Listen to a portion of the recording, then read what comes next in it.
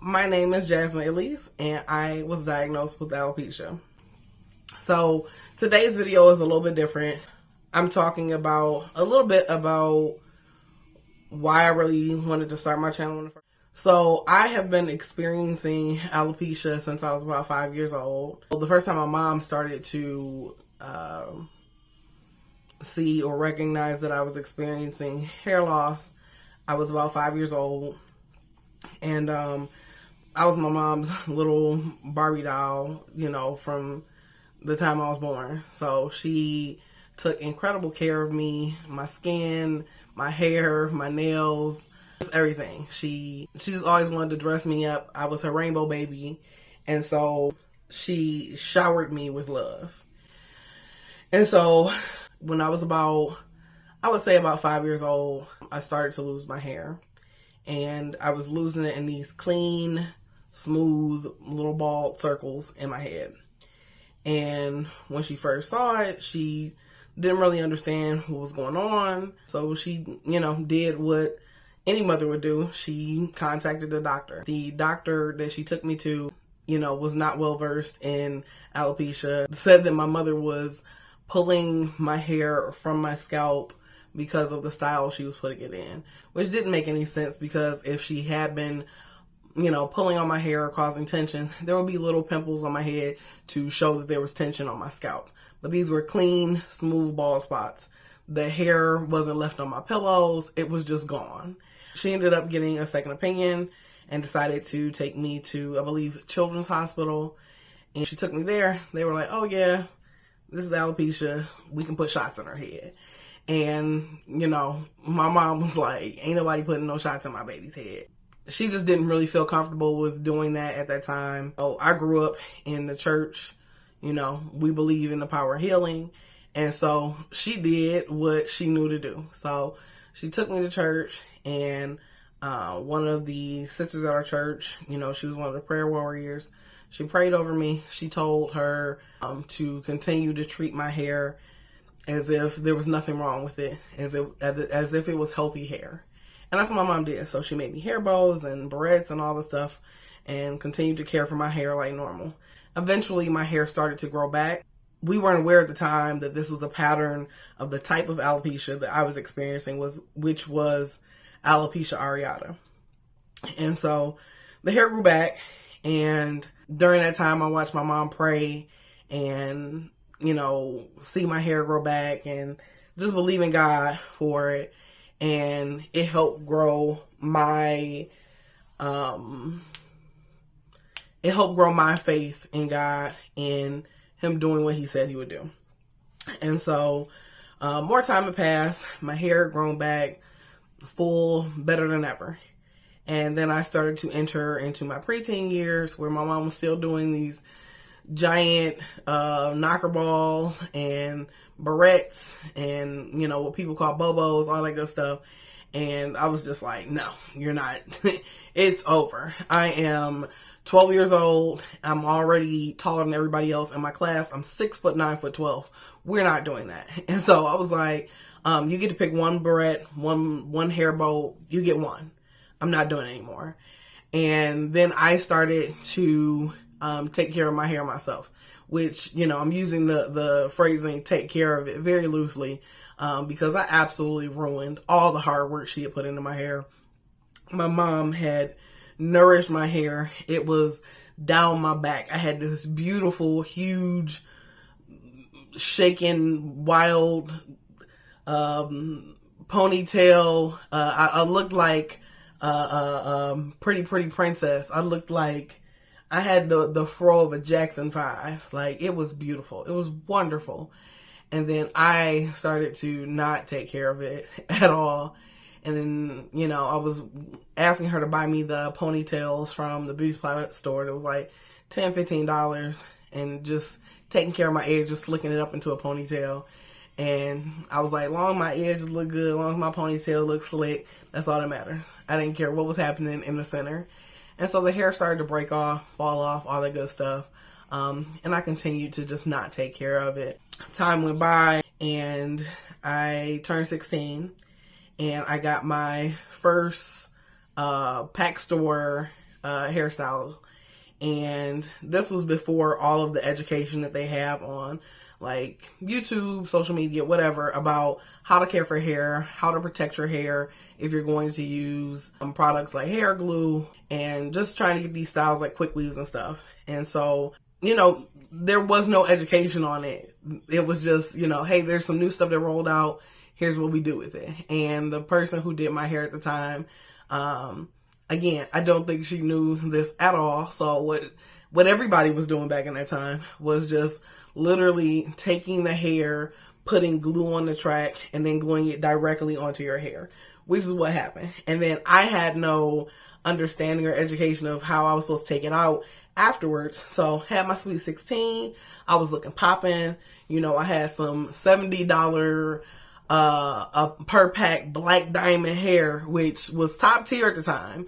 It was black diamond. I want to say it was like maybe 16 inches because I was 16. I was turning 16. So I thought I was popping. I was like, my hair is going, I was feeling myself. And then it was time for me to take this style out. And so this is a couple weeks later, and I didn't know what I was supposed to be doing. So I was like, how do I take it out? And my mom didn't really wear tracks. She wore her natural hair and just like either relaxed it or pressed it and got it curled or whatever to shop. And she's like, well, you gotta take it out with like oil or something. And so she gave me what, you know, she knew to do. And so again, I was a child. So I was like, yeah, no, that sounds like way too much work. So I used a little bit of oil, and then it was taking too long, and I just started snatching them out of my head, just ripping them out. I mean, I don't know and then when I went to go wash it, there was still glue in it. It was bad. It was bad. I did a terrible job. So did that. And then shortly after that, like couple weeks later, I started to notice a small bald spot in the front of my edges. And because of what had happened in the past, you know, me losing my hair and it growing back, I was just like, okay, I'm gonna pray over it real quick and, you know, do a comb over until it grows back. My best friend at the time, I was just like, you know, I was like, look, I got this little bald spot. I was like, touch it. I called it the spot. And she was like, Jasmine, I'm not touching it. I was like, come on, just touch it. It's really smooth. It feels like a forehead. And she's like, I'm not doing that. I'm like, come on. I have to ask her. I don't even know if she remembers that, but I was a very strange child. I'm still a strange individual now. Very peculiar. The little spot grows back. I go, thank you, Jesus, and keep it moving. Years go by. I continue to mistreat my hair. My cousin was taking care of my hair for a little while, doing sew-ins and things like that. And she's actually the reason I started to get into making wigs, because she was doing my hair for a while and did a beautiful job. I mean, just absolutely incredible work. She went to Paul Mitchell, and she already had the gift before then, but then she went to school, and just beautiful work. But you know, when you are not paying full price for stuff, you gotta, you know, kind of deal with whatever time schedule they gave you. So this one particular time was the last time she actually did my hair. I kept asking her, like, come take this sew-in out. And weeks went by. And I was like, skip it. And I ended up just putting the hair under. I had a full sew-in, and I just tucked all of that hair under a half wig. And I was like, I can just make my own half wigs. I don't even have to do that. So I started making my own half wigs for myself. And that was kind of like my start into making wigs for myself. And so, again, still not taking care of my hair.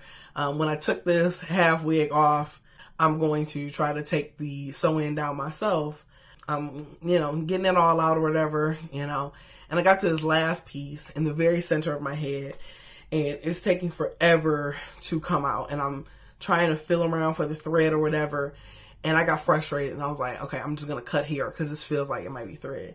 And then as soon as I started to cut it, it made the noise of hair. And I was like, oh my God.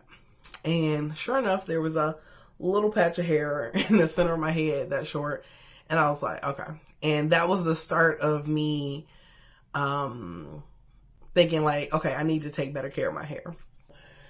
I would cut little pieces off, but never like anything big. And I stopped relaxing my hair. I decided I was going to go natural. And in 2014, I took the plunge and did a really big chop after not relaxing my hair for several months. And so I had my mom cut off all the hair up to the point where the relaxer had grown out. So she cut all of that part off. And I was like really excited. I had put in my own Senegalese twist a couple times and my own kinky twist a couple times. So I was like feeling really, really good. And then this one particular day, a couple months down the road, I am talking to my ex-boyfriend at the time on the phone, and he's kind of like trying to like, hey, I want to try to get back together and blah, blah, blah.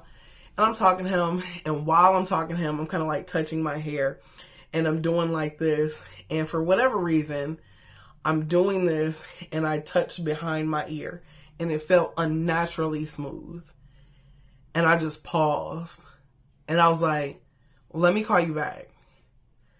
And I went and looked in the mirror. And the first time when I was 16 and I lost the hair, I didn't feel scared. It was like, oh, okay, I'm going to pray and it's going to grow back. For whatever reason, I did not feel that confidence. I was like, oh my gosh, I'm losing my hair. And so I was like, no. And from that moment until now, I continue to lose hair. It has been an interesting journey for me. So in this time since I've been losing my hair, so it's been, that was 2014, so 12 years now. So when I started to lose my hair, I've never had a time where I felt like sad about it. It's been like a frustration more so. So I've had many times where I didn't know how to style my hair or what to do to keep myself looking the way that I look. So a lot transpired as far as my hair. So I'm going to try here to try to show some pictures of what my hair has looked like over time, just to give you an idea of what my hair did in certain stages. So I had times where it first started to like leave, and I had like kinky twist or Senegalese twist, and I would kind of like cover it and pin it because I just had like patches. But then the patches got bigger and they were spreading, and some of them were closer to the front, but not necessarily in the front of my hairline. So it was just really big areas in the back, across the back, behind my ear. And then, like I said, that alopecia areata, your hair grows back sometimes, and it'll come back, in this really, really soft texture. It almost feels like the hair on your edges. And so I had those moments where I was like, okay, I'll just keep covering it up. And I did that for a long time. And then it got really, really intense. And I really feel like the reason I even am experiencing alopecia is because God wanted me to use the gift that he gave me to be able to make the wigs and do things to make myself look the way I wanted to, so that I can help somebody else with that and encourage them in the process. For those people who are not feeling like, no, I haven't ever had a situation where I just didn't feel sad. Yeah, I'm sad all the time about this. Like, I feel like he didn't allow me to feel the sadness or some of that just devastation that you feel when you lose your hair. Like, I've met so many people since I started to lose my hair that have felt absolutely devastated by it, which I understand. A lot of people are like, oh, it's just hair. And I'm like, it's not just hair. I've had people, when they find out that I have alopecia, they're like, oh, there are oils you can put on your head. And I'm like, there are. I'm not one of those people that wants to do that. I tried that already. It just wasn't for me. Yeah, the hair grows back, but it doesn't grow back the same thickness. And everything that I watch where it does grow the same thickness, it needs to be so, it's so fragile. Like, don't put any heat on it. You can't flat iron it. You can't blow dry it. You need to just twist it up and leave it alone. And I'm like, that's defeating the purpose of what I want to do with my hair, So that wasn't for me. There are other people out there that, they're like, yeah, give me the injection. Give me the oil. I want to put all the sprays on it. Like, whatever, I'll use the derma roller, and if that's what you want to do, you do that. That's, you got to do whatever is best for you. And for me, that wasn't the option for me. I was like, I'll just wear a wig. I'm fine with just wearing a wig. And he gave me the gift to be able to do it. And so he's like, you're going to use it. And I'm not even going to lie. He had been telling me to do this. He has been telling me to do this, to make these wigs and stuff for a while. And I was like, yeah, okay, I'm going to do it. And I did it for myself, but he was like, no, I want you to make them for other people. So I need you to start practicing now. And I was like, yeah, I'm going to do it. I'm for sure going to get to it. And so I feel like every time I lost more hair, it was just like him, like, do it now. And I was like, I'm about to. And it was a little bit more every time. And so, like, finally in 2020, I think, it was either, yeah, it had to be 2020.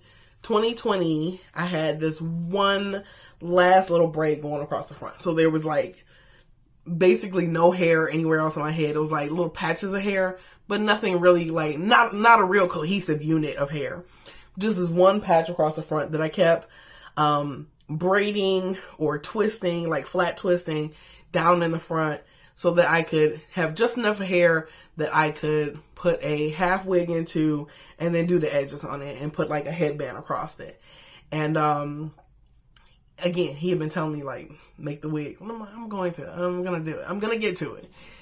And the last time I had this little braid in here, the braid was in my head for maybe like 2 or 3 weeks. I hadn't washed it because I was like, it's literally a teaspoon of hair.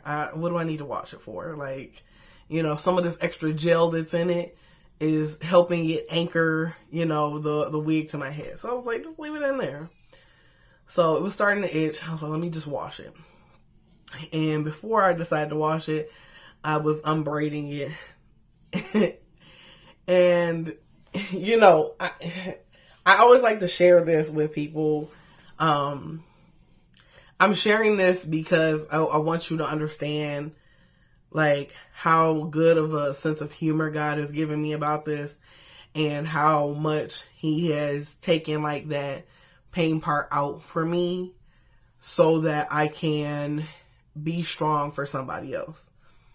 So when I was taking this last braid out of my head, literally clumps of my hair are coming out. Out of this last little braid I had going on, clumps are coming out. Each piece I'm unbraiding, a clump of hair is coming out.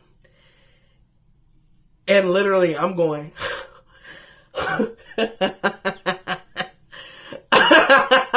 and I'm just laughing while I'm taking it out. And I told somebody, I was laughing while I was taking it out, and they was like, well, why are you laughing? And I was like, because it was kind of like I said earlier, where I was like, God used some of my hair loss to get me to move, because I wouldn't do certain things if I was at certain points. Like, I wouldn't make this type of wig because I was like, I'm not missing any real hair, so I don't need to do that. But then when I got to the point where, like, he was trying to get me to start practice using the closures and the frontals, and I was like, I get to it. But then once the front of my hair came out, I was like, oh, you mean do it right now? Like, immediately. So that's why I was laughing, because I was like, oh, you're not playing. You mean now? It was like getting a whooping. It was like, you don't believe fat meat is greasy. Do it now. Oh, you're not going to do it? Okay, I'm going to show you better than I can tell you. And I feel like that's the kind of relationship that I've had just in the natural with my own, like, parentals of, I don't believe fat meat is greasy. Like, I gotta, like, wait until something bad happened before I start moving. Like, I was that kid. And so, you know, God knows his children. And I was like, oh, you mean now? Okay. And so this last little braid of hair came out. I think I have the hair somewhere in the bag somewhere. I might show it to you. I don't know. But anyway, so that hair fell out, and that's when I started to shift into learning how to do the frontals. Now, am I 100% on them? No. But I'm working on it because I know how to make it look good from my head, but trying to make sure that I know how to do it for other people's head, that's a different story. So I'm working on that. It's in the process, and I got some things rolling. And when I do, I'm going to let you guys know what exactly I'm doing. So if you are somebody who is alopecia like myself, alopecia princess, or Apache princess, or, you know, whatever type of princess, you're a princess, whatever, it doesn't matter. I really just want to do this to encourage women who have major hair loss like myself, whether it is due to alopecia, whether it is due to stress, whether it is due to lupus, whether it is due to chemotherapy, whatever. I want to encourage you in whatever state you choose, whether you decide to be a bald baddie or a bald beauty, or you decide, hey, I want to be the wig princess of the Capitol. Hey, you do it. If you like, hey, you know, I want to wear hair wraps. Cool, let's do it. I got some ideas for that as well. But I want to be the person to encourage you and stand in the gap for you. And even, you know, like, just say it's okay if you're sad, if you're frustrated, if you're mad, it's okay. You cry for a little bit. You might, you know, punch the air a little bit, you know, for a couple seconds, couple minutes, you know, and then you wrap it up and you get back to life. Like, you don't let this end. This is not the end of you, and your hair doesn't define you. Yes, hair, like when they say it's just hair. No, it's not just hair. But your hair does not define who you are as a person. It doesn't define who you are as a human. It doesn't define, you know, your meaning or your worth in this world. Like, the thoughts that somebody doesn't want to talk to you or be around you, or you're not worthy to be in certain spaces because you don't have hair, it's untrue. It's a lie. And I want to be here to encourage you. And if you decide, hey, I want to do a wig, and you're trying to find something to pick out at the store, or, you know, you want a wig made and you just don't know kind of what to do or whatever, I want to encourage you in that space. If you're like, hey, maybe I just want to walk around and be a bald baddie, and I just need to figure out how to do a little something to my face so that I feel like me at least. That's what I'm here for. That's what I want to encourage on my channel. So I know this is a long-winded video because this is something that's been on my heart for quite some time. And I have avoided doing it because I didn't know how I was going to come across. But I keep running into people who are experiencing hair loss, major hair loss, and they keep sharing these things with me that are thoughts that I have thought or experienced before, or even had conversations with other people about that they had. And I just want to be a support system. And so that's what my channel is going to be about. So wigs, beauty, fashion, inspiration, Jesus. And yeah, that's what this video is for. And to let you know I'm a little bit traumatic. Yeah, so that's what this video is for. So, like I said, I just really wanted to share this story to encourage somebody. And for those of you that are like, yeah, she's talking all this stuff, she ain't gonna alopecia.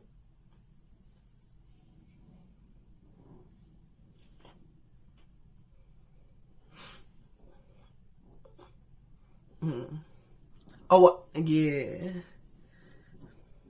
Yeah. Yeah.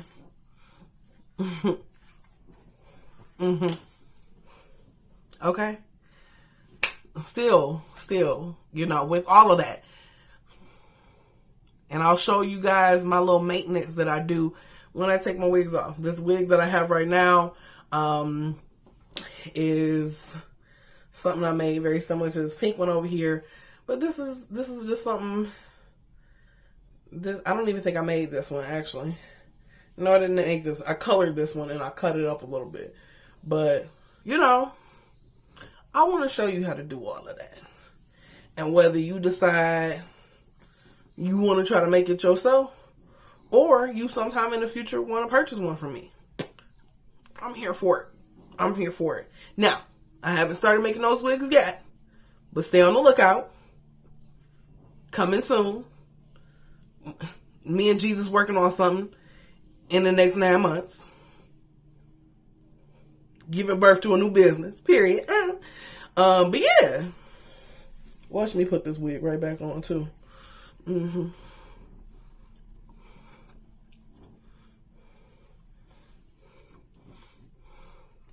See, and I can get it right just like that. Look, look.